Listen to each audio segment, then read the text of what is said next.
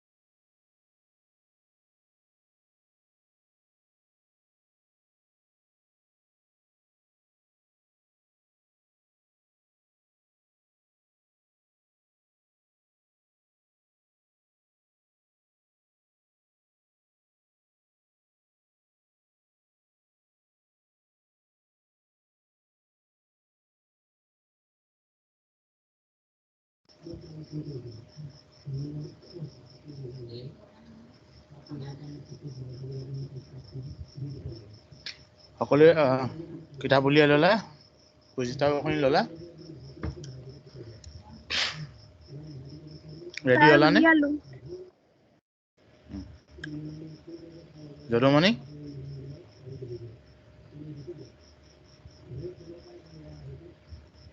তোমালোকে page number 30 লৈ যাবা পেজ নম্বৰ 30ত তোমালোকে প্ৰথমতে এই যে লাইনটো আছে তোমালোকৰ লাইনটো দেখা পাইছে যে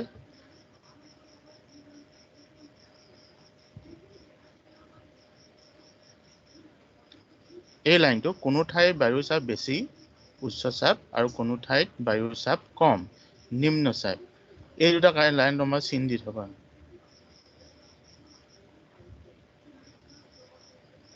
দেখি কোনো ঠাইত বায়ুৰ চাপ বেছি আৰু কোনো ঠাইত বায়ুৰ চাপ কম এই লাইন দুটা তোমালোকে চিন দি থবা এতিয়া আমি আলোচনা কৰিবলৈ যাইছো পৃথিৱীৰ বায়ুৰ চাপ বলয়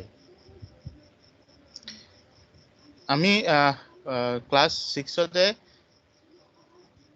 আমি মণ্ডলৰ কথা আলোচনা কৰিছিলো তোমালোকৰ কিছুমান মণ্ডল আছে কি মণ্ডল তাপ মণ্ডলৰ কথা আলোচনা কৰিছিলো কি মণ্ডল আছে গ্ৰীষ্মমণ্ডল নাতিশীতোষ্ণ মণ্ডল আৰু 3 নম্বৰটো কি মণ্ডল বুলি কওঁ আমি তিনিটা তাপ মণ্ডল পাইছিলো গ্ৰীষ্মমণ্ডল নাতিশীতোষ্ণ মণ্ডল আৰু 3 নম্বৰটো তোমালোকৰ জানিব বিচাৰিছো মই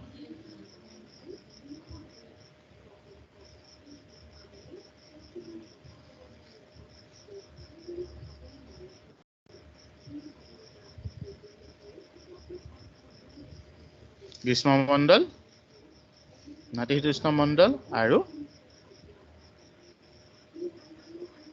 তোমালোকে শুনা পাইছানে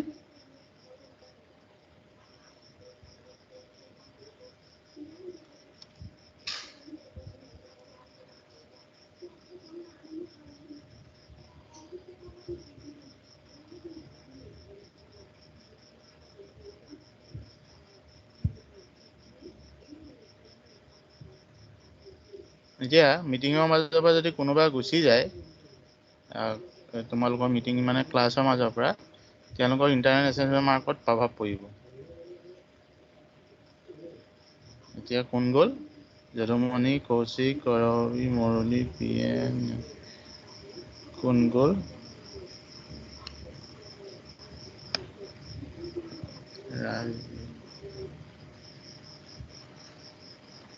ভূমিকা ভূমিকা ওলাই গৈছে প্ৰশ্নটো হ'ল আমি তিনিটা তাপমণ্ডল পৃথিৱীত তিনিটা তাপমণ্ডল পাইছিলোঁ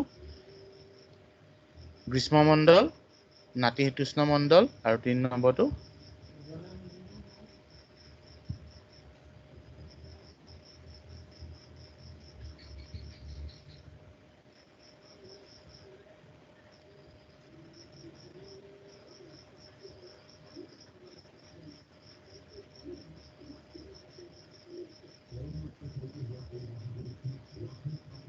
তোমালোক ওচৰত আছানে ফোনৰ ওচৰত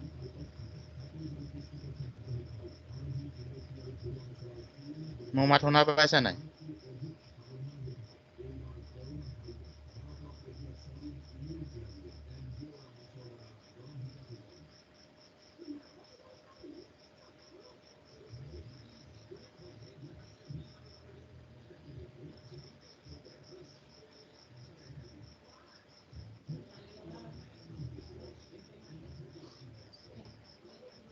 মাত শুনা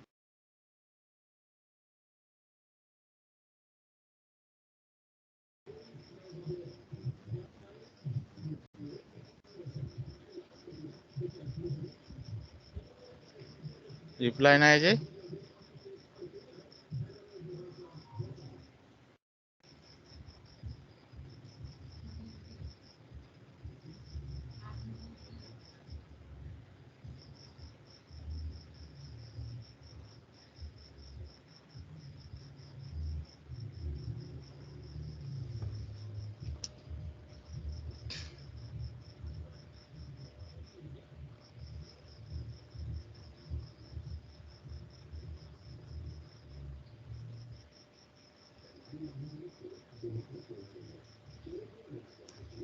কৌশিক ক মাত শুনা পাইছনে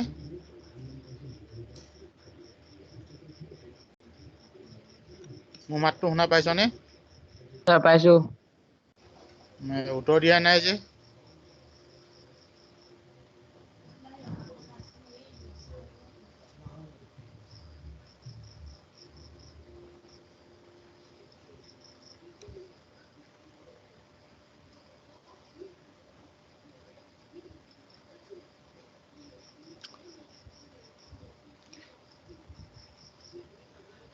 এতিয়া আমি তিনিটা মণ্ডল পাইছিলোঁ গ্ৰীষ্মমণ্ডল নাতিশীতোষ্ণ মণ্ডল আৰু শীতমণ্ডল এই তিনিটা আমি মণ্ডল পাইছিলোঁ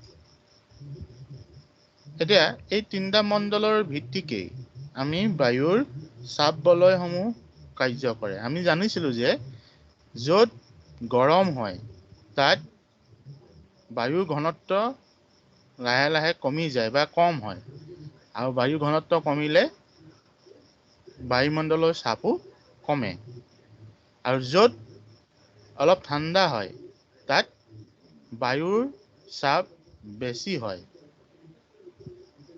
তোমালোকৰ বায়ুৰ ঘনত্ব বেছি হয় আৰু বায়ুৰ চাপো বেছি হয় এতিয়া য'ত বায়ুৰ চাপ বেছি হ'ব সেইডোখৰ ঠাইত আমি উচ্চ চাপ বুলি ক'ম আৰু য'ত চাপ কম হ'ব তাক আমি নিম্ন চাপ বুলি ক'ম এই চাপ বলয়সমূহ পৃথিৱীৰ সকলো ঠাইতে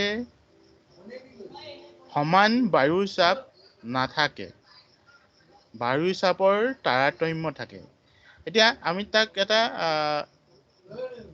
মোটামুটি আমি ভাগ কৰি ল'ব পাৰোঁ যে পৃথিৱীত কিছুমান অক্ষাংশ ভিত্তিক বায়ুৰ চাপ একে ধৰণৰ হয় তাত পাৰ্থক্য পৰোৱা বহুত কাৰণ থাকে কিন্তু আমি অক্ষৰেখাৰ ভিত্তিক বা অক্ষাংশৰ ভিত্তিক বায়ুৰ চাপ এটা বেলেগ ধৰণৰ তোমালোকৰ একেটা বায়ুৰ চাপ থাকে তাকে আমি পৃথিৱীৰ বায়ুৰ চাপ বলয় বুলি কওঁ আৰু এই বায়ুৰ চাপ বলয়ৰ পাৰ্থক্যৰ কাৰণেই পৃথিৱীত আমাৰ যিবোৰ বতৰ আৰু জলবায়ু বতাহ ধুমুহা আদি কাৰ্যসমূহ তোমালোকৰ সংগঠিত হৈ থাকে বতাহ বৈ থাকে বতাহ বলি থাকে তোমালোকৰ এই বায়ু চাপৰ পাৰ্থক্যৰ বা তাৰতম্যৰ কাৰণে আমি অক্ষাংশ ভিত্তিক বায়ুৰ চাপ আমি বিভক্ত কৰিছো, যাক পৃথিৱীৰ চাপমণ্ডল বুলি আমি কওঁ বা বায়ুৰ চাপ বলয় বুলি আমি কওঁ। পৃথিৱীৰ বায়ুৰ চাপ অক্ষাংশ ভিত্তিক আমি 4টা ভাগত বিভক্ত কৰিব পাৰোঁ। প্ৰথম হ'ল তোমালোকে কিতাপত চিন দি যাবা, নিৰক্ষ নিম্ন চাপ বলয়, ইংৰাজীত তাক কোৱা হয় ইকুৱেটৰিয়েল ল' প্ৰেছাৰ বেল্ট। উপক্ৰান্তীয় উচ্চ চাপ বলয়, সাবট্ৰপিকেল হাই প্ৰেছাৰ বেল্ট। উপমেৰুদেশীয় নিম্ন চাপ বলয়, সাবপোলাৰ ল' প্ৰেছাৰ বেল্ট। মেৰুদেশীয় উচ্চ চাপ বলয়, পোলাৰ হাই প্ৰেছাৰ বেল্ট।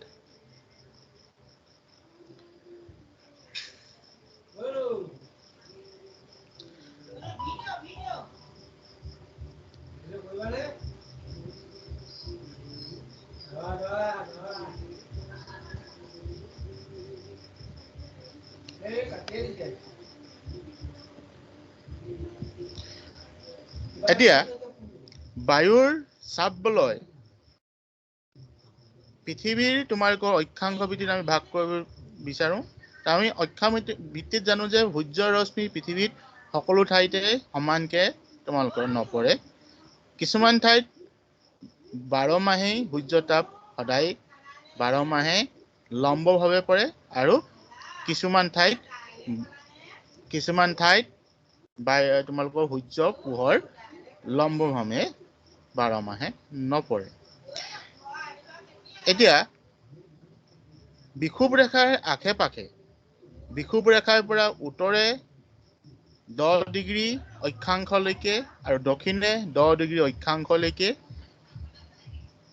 পৃথিৱীৰ উত্তৰে 10 ডিগ্ৰী অক্ষাংশলৈকে আৰু 10 ডিগ্ৰী দক্ষিণ অক্ষাংশলৈকে সূৰ্যৰ ৰশ্মি 12 মাহে লম্বভাৱে পৰে বাবে তাত 12 মাহেই গৰম হৈ থাকে, উষ্ণতা 12 মাহে বৃদ্ধি হৈ থাকে। এতিয়া কোনোবা ক'বনে তোমালোকৰ 12 মাহে যদি তাত 12 মাহে গৰম হৈ থাকিলে তাত বায়ুৰ চাপ উচ্চ হ'ব নে নিম্ন হ'ব? যদি 12 মাহেই বায়ুৰ চাপ তোমালোকৰ সেই বায়ুমণ্ডল তোমালোকৰ বিষুৱ ৰেখাৰ পৰা উত্তৰে 10 ডিগ্ৰী অক্ষাংশ আৰু দক্ষিণে 10 ডিগ্ৰী অক্ষাংশত যদি সূৰ্য পোহৰ লম্বভাৱে পৰি থাকে, তাত সদায় বায়ু গৰম হৈ থাকে, তাত আমাৰ কি কেনেধৰণৰ বায়ুৰ চাপ কেনেধৰণৰ হ'ব পাৰে? নিম্ন হ'ব পাৰে নে উচ্চ হ'ব পাৰে? কোনোবা ক'ব? তাৰ নিম্ন হ'ব পাৰে। হা? তাৰ নিম্ন হ'ব পাৰে। তাৰ নিম্ন হ'ব পাৰে। নিম্ন হ'ব পাৰে। এতিয়া বায়ুৰ চাপ নিম্ন কিয় হয়? কাৰণ বায়ু সদায় গৰম হৈ থাকে, আৰু গৰম হ'লে বায়ুৰ ঘনত্ব সদায় কমি থাকে, আৰু ঘনত্ব কম হ'লে বায়ু সদায় তোমালোকৰ ঘনত্ব কম হৈ থাকে কাৰণে বায়ু তোমালোকৰ কি হৈ থাকে? তাৰ বায়ুৰ চাপ কমি থাকে, আৰু সদায় গৰম বায়ু সদায় ওপৰলৈ যায়। সদায় গৰম বায়ু ক'লৈ যায়? ওপৰলৈ যায়। এতিয়া তোমালোকৰ পেজ নম্বৰ 31ত তোমালোকে মন কৰিবা। পেজ নম্বৰ 31 তোমালোকৰ দিয়া আছে যে বায়ুৰ চাপ, এতিয়া সেই নিৰক্ষ নিম্ন চাপ বলয়ত বায়ু সদায় গৰম হৈ থাকে, তাত বতাহ আমাৰ তোমালোকৰ লম্বভাৱে নপৰে, ওপৰলৈ তোমালোকৰ পৰে, তোমালোকৰ ওপৰলৈ যায়। সেইকাৰণে তাত কি হয়? একেবাৰে শান্ত হৈ থাকে, ওপৰলৈ গৈ থাকে। সদায় বায়ু গৰম হৈ থাকে, ওপৰলৈ গৈ থাকে, আৰু তাত সদায় কি হৈ থাকে? শান্ত হৈ থাকে। সেইকাৰণে এই নিৰক্ষ নিম্ন চাপ বলয়ক, যিহেতু বায়ু সদায় ওপৰলৈ বৈ থাকে, সেইকাৰণে তাত একেবাৰে বতাহ অনুভূত নহয়, হয় কমকে হয়, একেবাৰে শান্ত নিচিনা হৈ থাকে। সেইকাৰণে তাক কি কোৱা হয়? নিৰক্ষ শান্ত বলয় বুলি কোৱা হয় তোমালোকৰ প্ৰশ্ন আহে যে নিৰক্ষ নিম্নচাপ বলয়ক কিয় শান্ত বলয় বুলি কোৱা হয় তোমালোকে এডোখৰ চিন্তিত হ'বা নিৰক্ষ নিম্নচাপ বলয়ক কিয় শান্ত বলয় বুলি কোৱা হয় কাৰণ তাত বতাহ গৰম হোৱাৰ কাৰণে সদায় ঊৰ্ধ্বমুখী হয় আৰু ঊৰ্ধ্বমুখী হোৱাৰ বাবে তাত বতাহৰ অনুভূত নহয় কাৰণে বা বতাহ বা ধুমুহা বেছি অনুভূত নহয় কাৰণে তাত একেবাৰে শান্ত নিচিনা হৈ থাকে তাত বতাহ বৰ বেছি অনুভূত নহয় সেইকাৰণে তাত কি হয় এটা শান্ত বলয় বুলি কোৱা হয় এডোখৰ চিন্তিত হ'বা আৰু তাত যিহেতু গৰম হয় গৰম হোৱাৰ কাৰণে সেই নিৰক্ষ নিম্নচাপ বলয় অঞ্চলত জলীয় বাষ্পৰ পৰিমাণ সদায় বেছি হৈ থাকে আৰু তাত প্ৰায় দুপৰীয়া বৰষুণ দিয়ে দুপৰীয়া বা তোমালোকৰ পাছবেলালৈ প্ৰায় বৰষুণ তোমালোকৰ দিয়ে আগটো ৰ'দ হয় আৰু পাছটো কি হয় বৰষুণ দিয়ে গম পাইছা তোমালোকে সেইটো কথা মনত ৰাখিবা তোমালোকৰ প্ৰশ্ন আহিব নিৰক্ষ নিম্নচাপ বলয়ক কিয় শান্ত বলয় বুলি কোৱা হয় আমি নিৰক্ষ নিম্নচাপ বুলি কয় নিৰক্ষ অঞ্চল বুলি কয় আমি মনত এটা ধাৰণা কৰিব লাগে সেইডোখৰ গৰম বায়ুমণ্ডল যেতিয়া গৰম হয় তেতিয়া বতাহৰ বায়ুৰ তোমালোকৰ গেছসমূহ ঘনত্ব কমি যায় বায়ুৰ ঘনত্ব কমি গ'লে তাত নিম্নচাপ সৃষ্টি হয় এতিয়া নিৰক্ষ অঞ্চলৰ পৰা আমি যিমানেই দূৰলৈ গুচি যাওঁ তেতিয়া লাহে লাহে বায়ুমণ্ডল সূৰ্যৰ ৰশ্মি এঢলীয়াকৈ পৰিবলৈ আৰম্ভ কৰে আৰু ঠাণ্ডা হয় আমি যেতিয়াই 25 ডিগ্ৰী উত্তৰ অক্ষাংশৰ পৰা 35 ডিগ্ৰী উত্তৰ অক্ষাংশ আৰু 25 ডিগ্ৰী দক্ষিণ অক্ষাংশৰ পৰা 35 ডিগ্ৰী দক্ষিণ অক্ষাংশ অঞ্চল পাওঁগৈ সেই অঞ্চলডোখৰত লাহে লাহে বায়ু চেঁচা হ'বলৈ আৰম্ভ কৰে আৰু নিৰক্ষ নিম্নচাপ বলয়ৰ পৰা যিখিনি বায়ু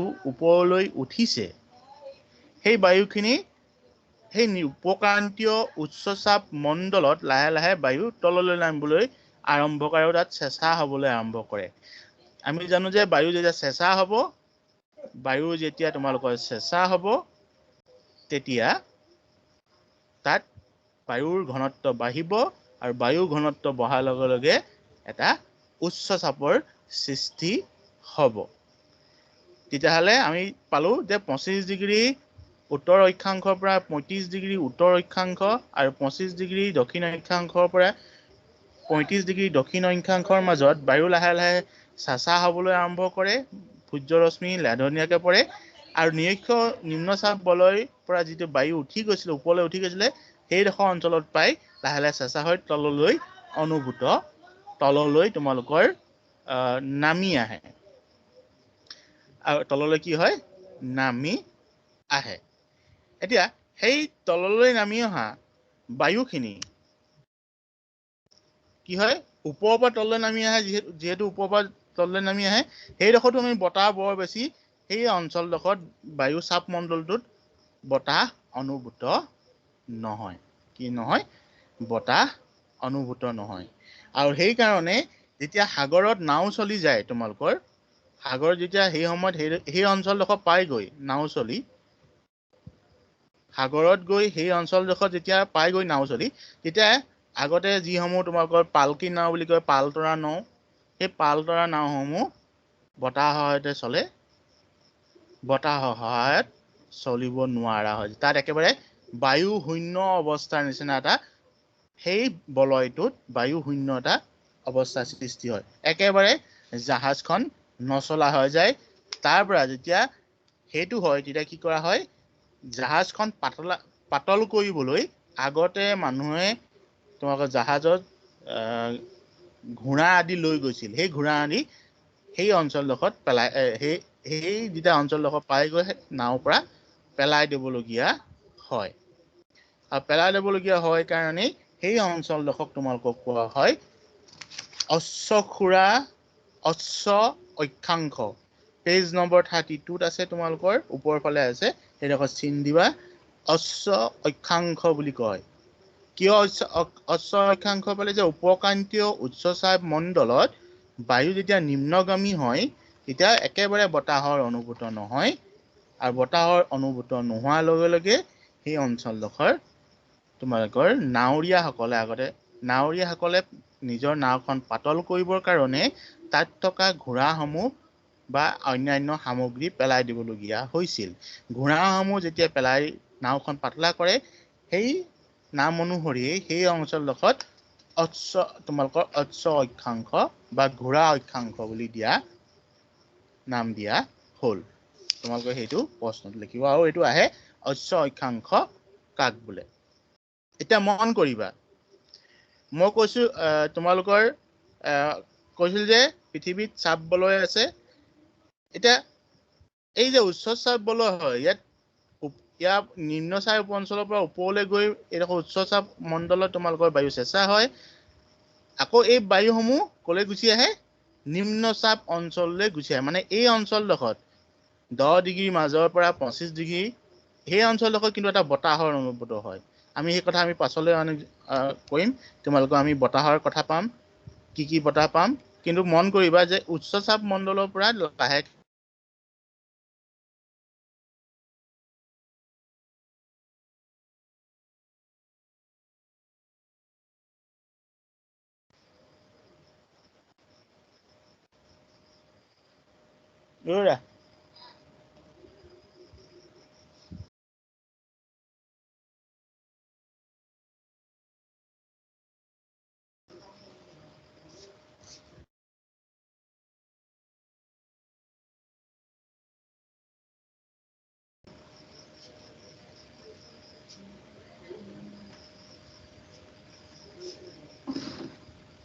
এতিয়া আমি কি পালো?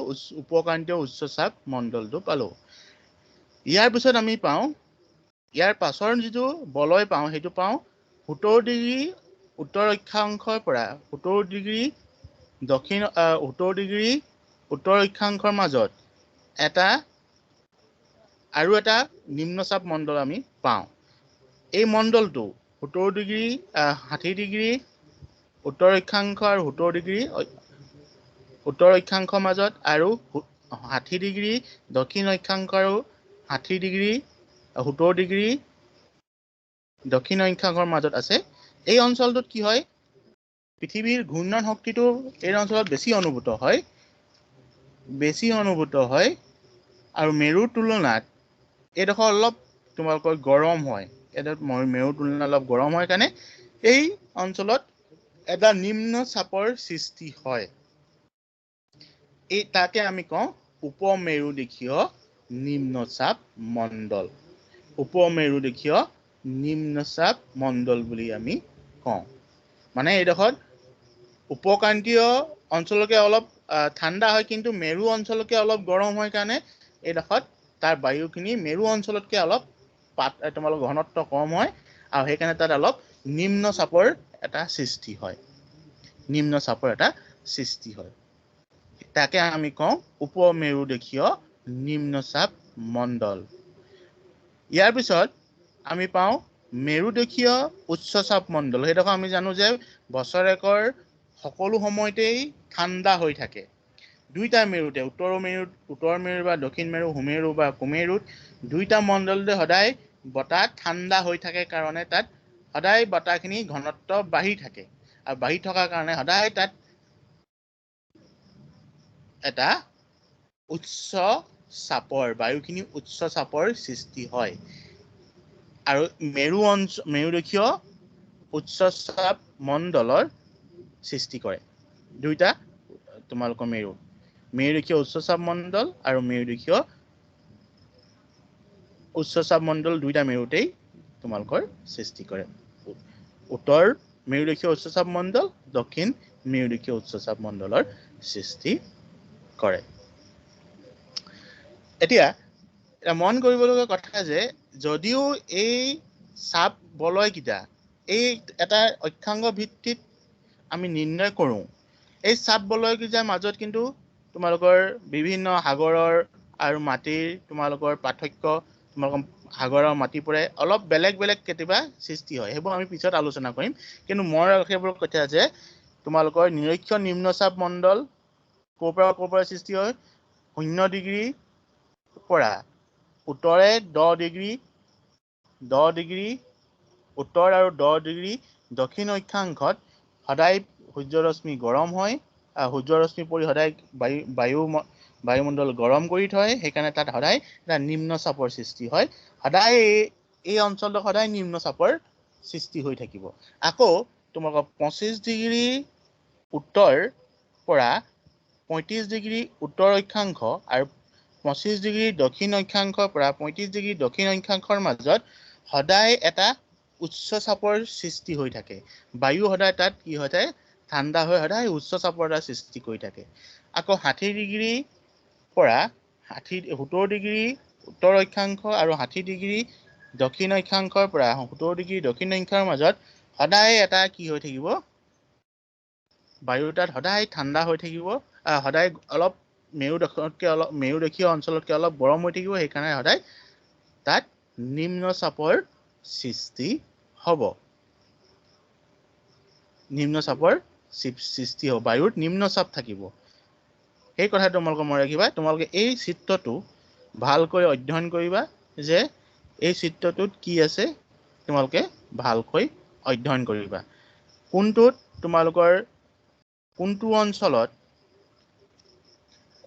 অঞ্চলত নিম্ন চাপৰ সৃষ্টি হয় আৰু কোনটো অঞ্চলত উচ্চ চাপৰ সৃষ্টি হয়।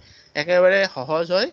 নিৰক্ষীয় নিম্নচাপ অঞ্চলত য'ত গৰম হয়, অলপ আঁতৰ গৈ পিনি তোমালোকৰ অলপ ঠাণ্ডা হয় কাৰণে তাত উপক্ৰান্তীয় উচ্চ চাপ মণ্ডলৰ সৃষ্টি হয়।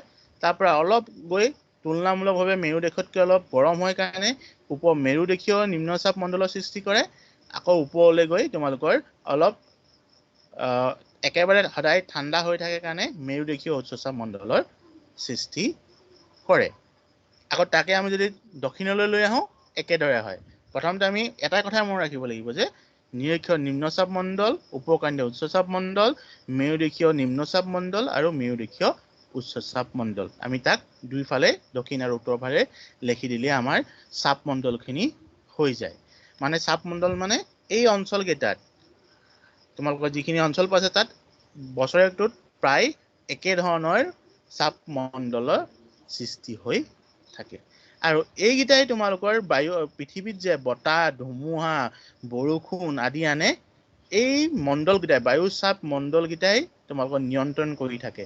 যদি এই চাপ মণ্ডলকেইটা নাথাকিলেহেঁতেন, পৃথিৱীৰ সকলো ঠাইতে যদি একেধৰণৰ হ'লহেঁতেন, চাপ মণ্ডল আমি বিভক্ত কৰিব নোৱাৰিলোহেঁতেন, আমাৰ বতাহ, ধুমুহাৰ পৰা, বৰষুণৰ পৰা হয়তো বতৰৰ আৰু জলবায়ু কাৰ্যকলাপ সম্পূৰ্ণ বেলেগ হ'লহেঁতেন বা নহ'লেহেঁতেন। তোমালোকে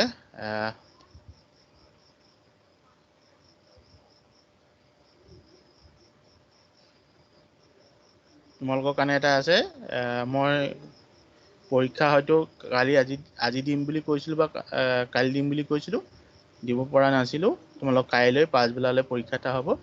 তোমালোকে তাত এই চিত্ৰটো অংকন কৰিব লাগিব। পৃথিৱীৰ চাপ বলয়সমূহৰ চিত্ৰটো অংকন কৰিব লাগিব। এতিয়া আমি অলপ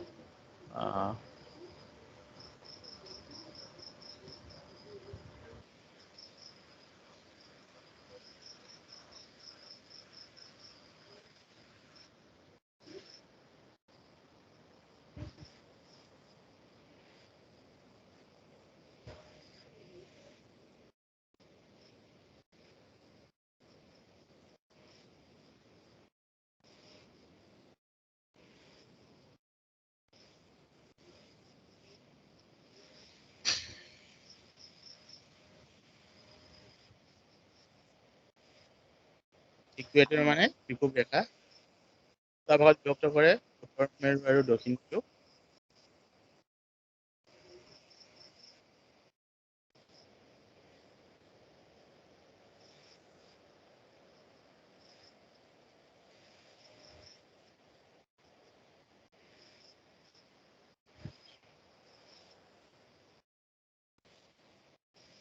নিম্ন চাপৰ সৃষ্টি হয় কাৰণ পৃথিৱীৰ এইডোখৰ অঞ্চল সদায় গৰম হৈ থাকে।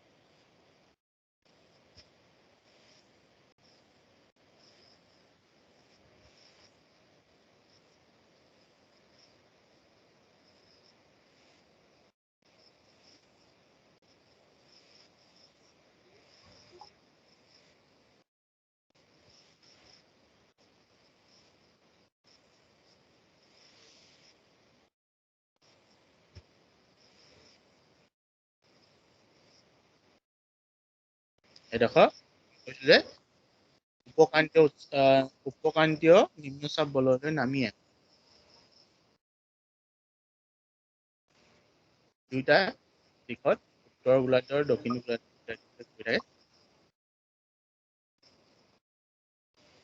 কোৱা হয় উপক্ৰান্তীয় নিম্নচাপ বলয়।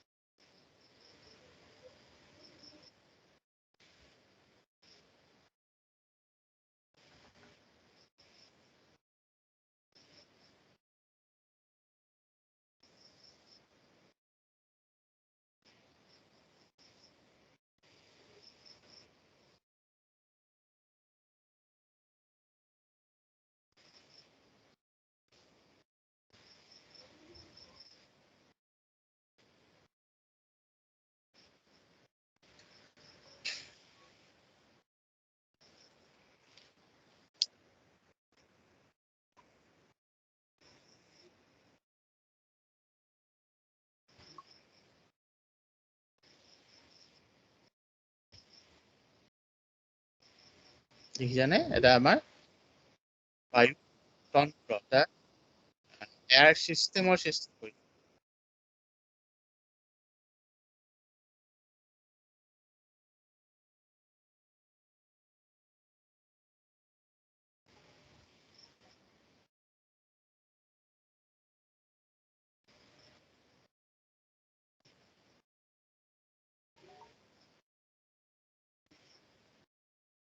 আমি এইখিনি পামগে কৰিলে পামগে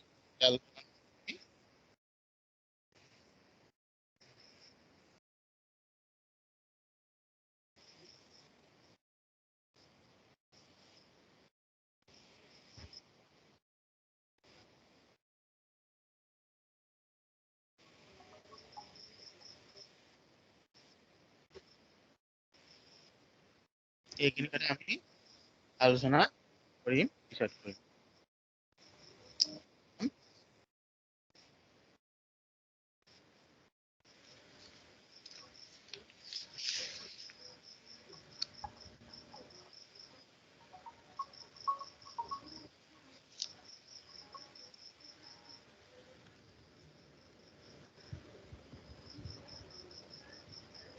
এতিয়া হ'ব তোমালোকে এই চিত্ৰটো অংকন কৰি থবা।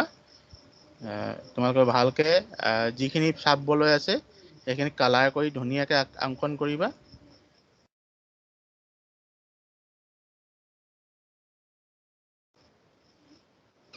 ধুনীয়াকে অংকন কৰিবা তোমালোকে।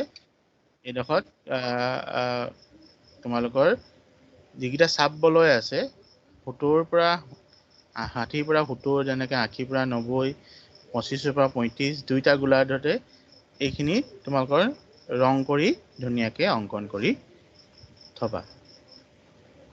তোমালোকৰ কাইলৈ প্ৰশ্ন আহিব, তোমালোকে সেইটো সহজে আপলোড কৰিব পাৰিবা। আজিলৈ তেতিয়ালে হ'ব। ছাৰ জুখি জুখি আঁকিব লাগিব নেকি? জুখি জুখি আঁকিব লাগিব। তোমালোকে নহ'লে কাম এটা কৰিবা, কিতাপৰ পৰা তোমালোকে প্ৰথমতে ট্ৰেচিং কৰিবা, তাৰপৰা আকৌ অংকন কৰিবা। ঠিক আছে? আৰু কিবা যদি বুজি পোৱা নাই সুধিব পাৰা এতিয়া।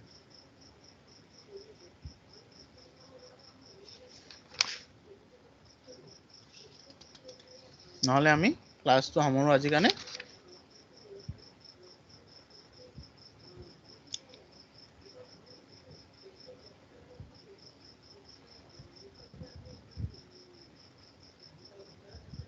কাইলৈ তোমালোকৰ 3টা বা 4টা বজাৰ ভিতৰত তোমালোকক মই কুৱেশ্যন দিম। তোমালোকে পৰীক্ষা দিব লাগিব। এইবাৰ কিন্তু তোমালোকে লগত শুদ্ধ ইমেইলটো দিবলৈ ক'বা বা দিবা তোমালোকৰ নিজে নিজে মাৰ্কখিনি ইমেইলত গুচি যাব গম পাইছা ইয়াৰ উপৰিও তোমালোকৰ লগৰ সংগ্ৰহ যিসকলে কৰা নাই তেওঁলোকৰ ইউটিউব ভিডিঅ'টো চাই ল'বলৈ ক'বা তেওঁলোকৰ পৰীক্ষা হ'ব ঠিক আছে থেংক ইউ